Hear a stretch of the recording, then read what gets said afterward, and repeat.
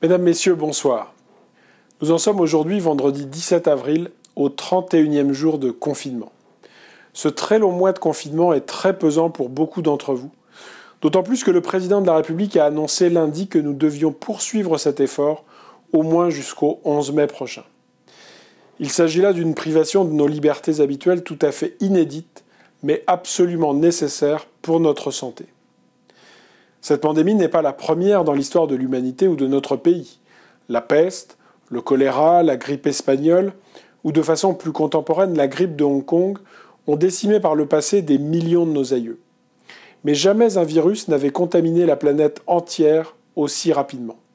Et jamais auparavant les pays n'avaient décidé de telles mesures de protection au bénéfice de la santé, au bénéfice de la vie. Ces mesures portent leurs fruits, puisque la vitesse de contamination décroît et que les courbes d'hospitalisation et de réanimation présentent désormais un plateau. À Digoin, de nouveaux patients déclarent toujours les symptômes, mais leur nombre journalier a diminué. Je remercie nos soignants qui font preuve d'un dévouement exemplaire pour accompagner les malades. Je remercie aussi nos gendarmes qui s'attachent à faire respecter cette légitime discipline collective. Des opérations de contrôle ont eu lieu cette semaine et elles se poursuivront ce week-end et la semaine prochaine. Pour autant, ces mesures ont un prix, celui de notre liberté. Beaucoup d'entre vous vivent difficilement cet éloignement et cette solitude. C'est pourquoi nous renforçons les liens de solidarité et l'attention portée aux plus fragiles, en particulier en EHPAD et à la résidence La Fougeraie, mais aussi à domicile. Ces mesures ont également un coût, celui engendré par la mise à l'arrêt de l'économie de notre pays. Un certain nombre d'entre vous continuent à travailler et du fond du cœur, je les en remercie. Grâce à vous, les services essentiels sont garantis à la population. Mais beaucoup d'entreprises ou d'activités sont à l'arrêt. Des commerçants, des artisans, des auto-entrepreneurs ou des TPE se retrouvent sans chiffre d'affaires ni ressources. Leur angoisse et leur inquiétude sont bien compréhensibles. Je veux leur dire notre total soutien et notre solidarité. Avec mes collègues élus et avec les équipes de la ville et du Grand Charolais, après la mobilisation sanitaire de ce premier mois, nous souhaitons désormais mettre autant d'énergie pour protéger notre économie locale. Des aides sont possibles de la part de l'État, de la région et du département. À partir de lundi, nous allons renforcer notre accompagnement des acteurs économiques locaux pour que personne ne soit abandonné, pour que personne ne reste au bord du chemin, pour être aux côtés de chacun face à l'épreuve. Cette capacité de mobilisation, à Digoin, nous l'avons éprouvée ces derniers jours avec notre opération de distribution d'un masque par foyer. Je remercie à nouveau très chaleureusement celles et ceux qui se sont mobilisés pour gagner ce pari assez fou.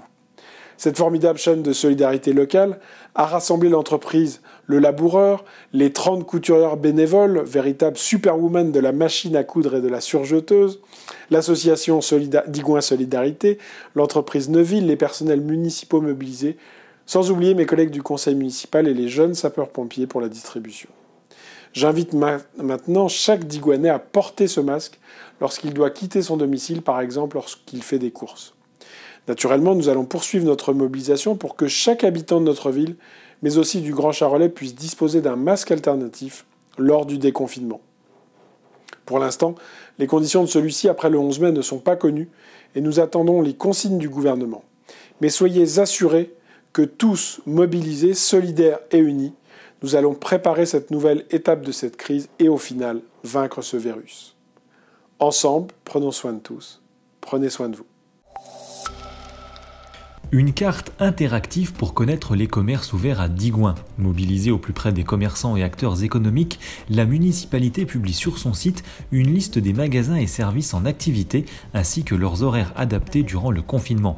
Il suffit de se rendre sur le site digoin.fr dans la rubrique économie, commerce ouvert pendant le Covid-19. Disponible également les gardes des pharmacies et des bureaux de tabac ouverts l'après-midi. Des ajouts et mises à jour sont possibles à l'adresse suivante commerce@ville-digoin.fr. De nouveaux horaires d'ouverture pour le guichet de la Poste. Entre le 20 et le 25 avril, votre bureau vous accueillera de 9h à 11h et de 14h30 à 16h du mardi au vendredi. Et du 27 avril au 2 mai, votre bureau sera ouvert cette fois-ci du lundi au jeudi et il vous accueillera aux mêmes horaires de 9h à 11h le matin et de 14h30 à 16h l'après-midi. Encore de très jolis dessins pleins d'amour nous sont parvenus, comme celui de Lilou et Théo. De son côté, Anna, 4 ans, de l'école de Chassenard, a elle aussi voulu dire merci à nos soignants. Si vous aussi vous êtes un petit dessinateur en herbe, envoyez-nous vite vos plus beaux dessins à l'adresse suivante, un dessin pour un soignant @ville-digoin.fr.